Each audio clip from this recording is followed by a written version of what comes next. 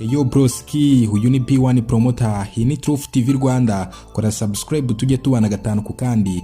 Nkugarukaniye top 10 uyu munsi nkuko bisanzwe kuri Truth TV Rwanda kutukugezaho top 10 ya buri munsi. Ariko kora subscribe n'ubundi ntukajye ucikanwa kubera yuko uyu munsi nkugarukaniye n'imigezi miremire 10 ya mbere Kwisi n'uburebure bwayo ndetse naho iyo migezi garukira. Reka duhere ku mwanya wa 10 ntagutindiye. Hari umugezi bita Amul ni umugezi uherereye muri Aziya. Uyu mugezi ukaba ufite uburebure bwa kilometero 4480.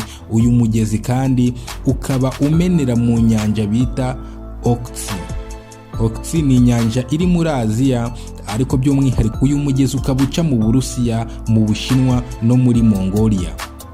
Ku mwanya wa 9 w'imigezi miremire ku isi haza umugezi bita Congo. Uyu mugezi